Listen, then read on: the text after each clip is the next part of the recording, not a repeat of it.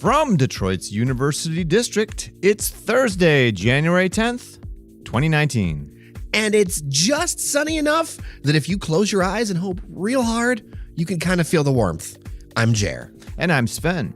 Today on Daily Detroit, we focus on everyone's favorite inner ring suburb, Fashionable Ferndale, where they're getting ready to start construction on a $28 million new multi-use parking structure.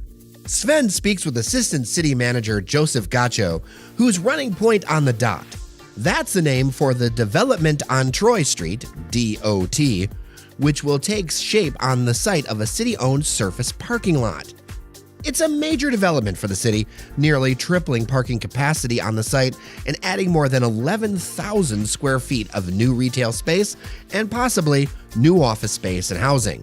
But it also means the closure of downtown Ferndale's busiest parking lot for more than a year.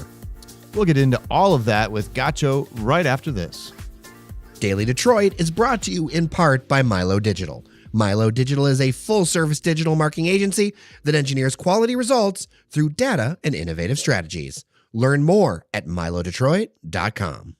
Joe, so could you explain to us, first of all, kind of the city's rationale for why it wants to build a new parking structure? Sure. Yeah.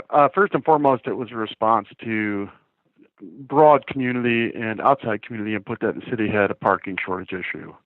And so around 2016, we actually assembled a downtown parking committee that was comprised of residents, downtown property owners, and business owners. And really, we asked them to help us select a site, and they evaluated multiple options, and they ultimately landed on the West Troy lot, which is lot 6, basically because it is the lot that statistically is the busiest in the downtown and has the most parking shortages during peak hour.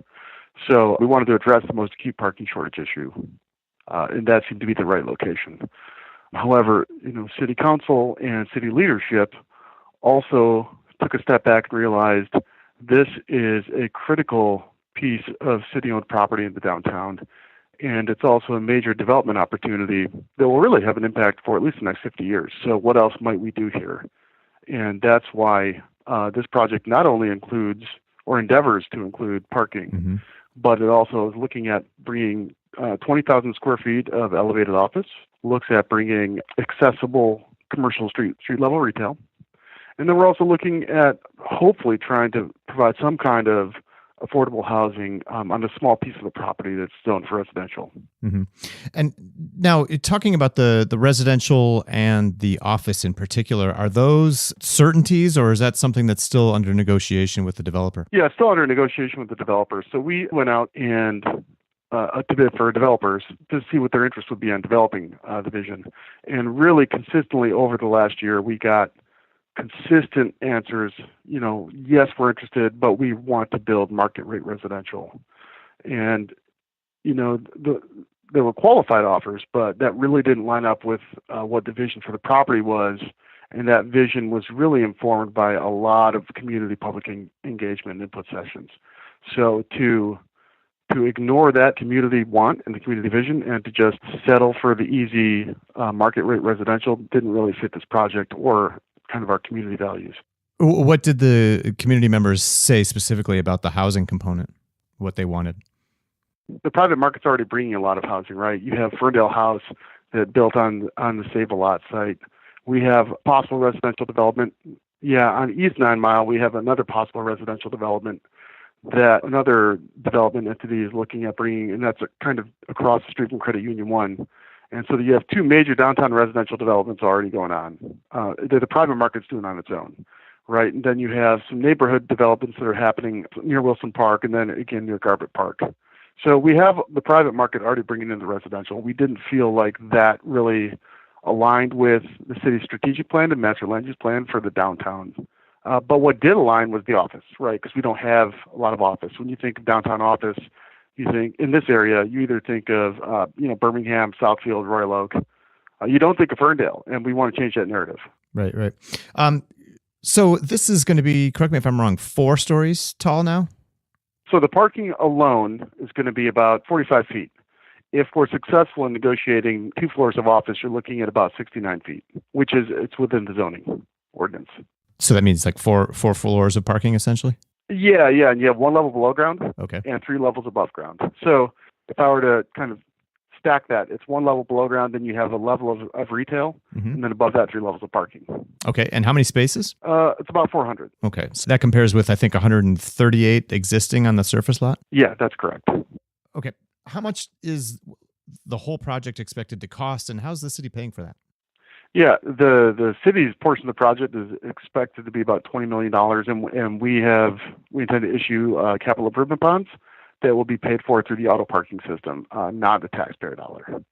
So the auto parking fund is actually going to be paying that. And the auto parking fund receives revenues via meter payments for the city parking system, enforcement, and permit parking. Right. You talked about some of the multi-uses, the street level retail and the possible residential and office space and everything. There was a big argument among residents in Ferndale, I covered it, where a lot of people thought the city should just, build a single use parking garage, no frills. They argued that would make it cheaper and it would shorten the construction time. Why did the city, remain steadfast about being multiple uses?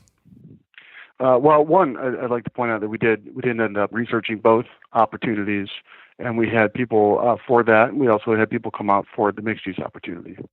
And really, it's for the city. The city has a lot of its goals that are aligned in the master land use plan and city council strategic plan, and all of those goals point to trying to develop city-owned land to the best use possible. And in this case, you have a premium downtown parcel that you could also achieve some significant walkability goals.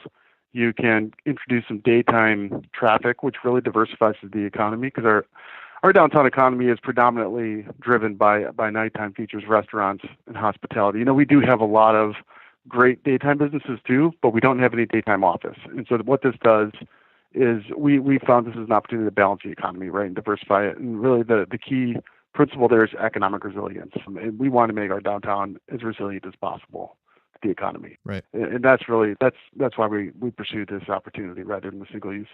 Plus, at the end of the day, we actually learned that single use is problematic in terms of the public was really looking for a precast deck, but this particular location was problematic in terms of actually logistically enabling prefab deck. And also the savings cost and time cost wasn't really found to be substantial. Right. You mentioned the new deck will enhance, walkability and everything. How so? The project also revamps West Troy Street in front of the project, so it's creating what we call a shared street concept, and it's really influenced by European-style architecture. And what that looks to do is narrow the street a little bit, but it also looks to eliminate the curbs and replace those curbs with essentially functional assets. Like, for example, you could have a tree planter, and the planter holds a tree and also holds benches, a place for pedestrians, right? So it's not really just a curb. A curb is designed to buffer the vehicles from the right-of-way. This is a way to say, hey, you know what? Those curbs are for cars. What we need to do is make this a place for people. So we reduce the speed of the actual vehicular traffic, and we actually make a place for people. The other cool thing about this is by eliminating the curb, you actually make the actual street functional as a place to actually meet and congregate. So the street, once it's complete, groups or agencies will be able to have small events out front of the street. So you could actually close off the street and make it pedestrian only, and there is no curb. It's all tabletop, right? So you could imagine possibly having brunch on a Sunday in the street, which is kind of cool. You're creating a place, and that's really what we want to do here. What is the city doing to, kind of offset the fact that, you're losing, by your account, the busiest, most used parking lot, and it's 138 parking spaces? I mean, I know this is a big concern from a lot of the downtown business owners that, this was going to be really disruptive to their customers. Yeah. First and foremost, I can acknowledge that concern, and that concern is validated. Construction is always certainly disruptive. We did seek multi-pronged approach to kind of attack this problem. And one, first we wanted to identify alternative parking that the city could secure. So we reached out to Ferndale First United Methodist that's on Woodward and Leroy. And we actually were able to come to a lease agreement with them. So they're going to lease us their parking spaces during our biggest peak hour times, which are Thursday, Friday, and Saturday nights between 4 p.m. and 9 p.m. And that's what our parking data shows. So that that added 70 spots back in approximately. And so then we also have the Gacioch Community Center, which is over on Livernois, right? So we have about 60 spaces there that the public owns. So those are two anchors. That's about 130 spaces. Now the trick is to how do we influence people to park there and get to downtown in the easy way. So we reached out to Ford Mobility's company Chariot, and Chariot actually provides a microtransit shuttle service. And that shuttle service right now is running a loop. We've been running experimental loops over the past couple months, really with the hope of trying to brand it and really try to introduce some awareness to the service. And what that Chariot does is it runs on a loop and it connects to these outer lots, and it also actually directly connects to the Pleasant Ridge neighborhood, which is interesting. Pleasant Ridge is contributing towards the payment of the Chariot service, and the idea there is to actually have a shuttle go right into the neighborhoods and allow people to board and not drive their car downtown. This is a way to just get cars out of the system and to influence cars parking the outer lots. Secondarily, we partnered with the DDA, and we had a great idea with Lyft, and that is really trying to see if we can get downtown employees that live in the city or nearby the city to use Lyft in lieu of driving into downtown. And so the DDA is actually pre-purchasing codes from Lyft and issuing those to business owners. So those employees can just use a Lyft code and get most of their ride subsidized. And what that does is that just says, hey, keep your car at home. If you got to work downtown, just take a Lyft in, take a Lyft back. So that leaves more parking for visitors. That's the idea. And then the third thing we were doing, which was very popular, we tested it on Livernois during the construction this summer, is valet service. So we were actually working with Star Tracks, which is a local business. They're going to be providing valet pickup stations in the Withington Alley, which is located in the Withington parking lot. And the pickup and drop-off point is actually right at the intersection of the Withington Alley and the pedestrian alley that allows you to drop your car off and cut right into west downtown, less than a block. And that service is also going to be running. We're really attacking the current peak hour demand because we don't really understand what demand looks like under construction. So the valet service is going to be available to those. And really, those are three ways we're hoping to get cars out of the system to make room for other guests. So the groundbreaking is set for February 2nd. The lot will be closed at the end of January. What's the estimated completion date? We're looking to actually fence the site off, which also includes fencing off the portion of West Troy Street, just right in front of the site, not all of West Troy Street, right? So just right in front of the project site. And that'll happen on January 28th, so the lot will no longer be available as of that week. Then we hope to have a groundbreaking ceremony on February 2nd. And what this really is we're going to have a heated tent and some informational tables. It's really our last opportunity to get the most important project information to the residents who live nearby, to anyone interested, but most importantly, the residents and the businesses who are going to be primarily affected by this, right? We want to get them information and contact information for all the construction folks. And then, then we're underway really after that ceremony the following Monday. So the total construction time period is estimated at this time to be February of this year till May of next year. And that is the worst case scenario. Joseph Gacioch is Assistant City Manager in Ferndale. Thanks so much, Joe. Absolutely.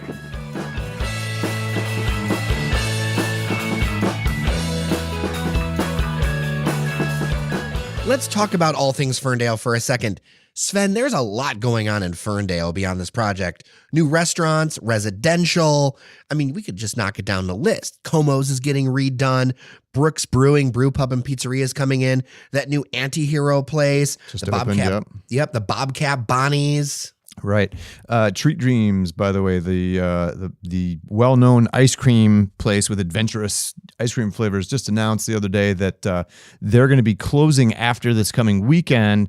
They're going to close for about a month for what they're promising is going to be a dramatic makeover. They say about the only thing staying the same will be our unique and amazing ice cream. So that's pretty exciting. We don't know what is going to be coming to that, but the craft cocktail bar, the Oakland, was recently renovated. You can actually now see in the windows there. It used to be sort of dark and mysterious. A lot of people didn't even know what that place was, but now they've got like a proper sort of storefront window. I mean, it has Novelty Company on the front. You could assume that it sold rubber chickens. Exactly. Yeah. Culantro, the Peruvian restaurant, recently opened.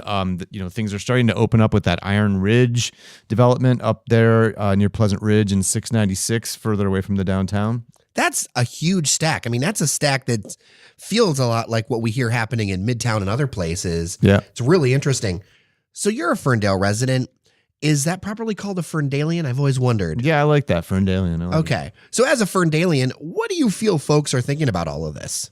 About the dot specifically? The dot and then all these changes that are happening, because this is a lot. And I mean, this is like within a year. This is not like some kind of long term. This is all stuff that's happened very recently or happening now. Right. Well, I mean, you saw after Como's closed, you saw the sign up that was posted last fall. It said, "Don't Royal Oak my Ferndale." So there's clearly like some anxiety around town about, and we've talked about it here, about a lot of the changes and the rising, property values and everything, which is, good and bad. It's getting harder to find an affordable place to live in Ferndale, and that's got a lot of people, I think, nervous and worried and so forth, and worried that it's going to change the essential character about Ferndale.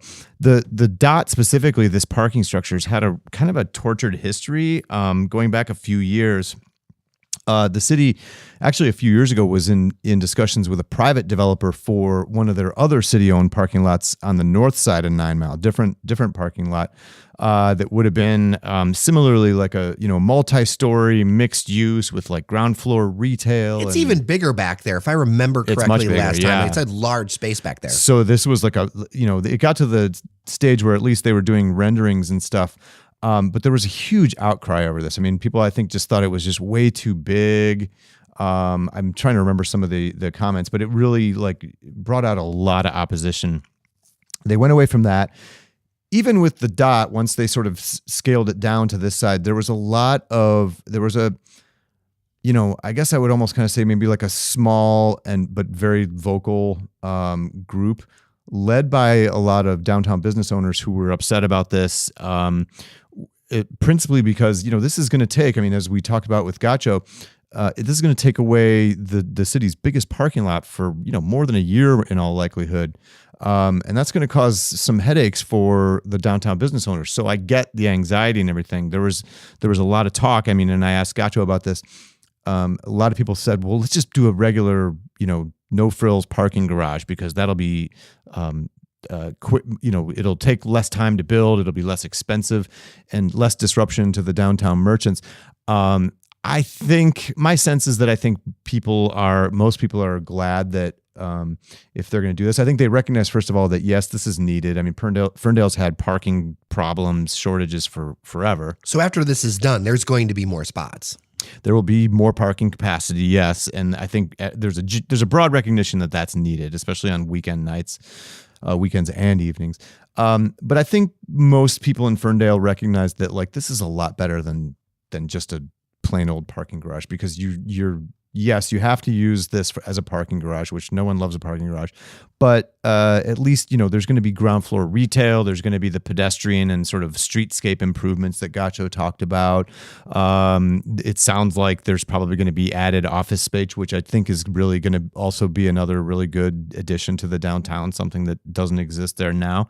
So I think it's good. And I think it fits, frankly, with the kind of urbanist sensibilities that Ferndale has really been trying to embrace for a long time now. More walkability, more mixed uses, more density, that sort of thing. Well, thank you for telling this story about your town, Sven.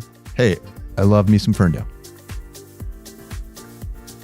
That'll do it for your Daily Detroit for today and for this week. Some thanks are due behind the scenes. Cheyenne Nocerini for editing today's interview. Randy Walker, Nuri Gojai, thanks so much for the help today on our Hollywood project.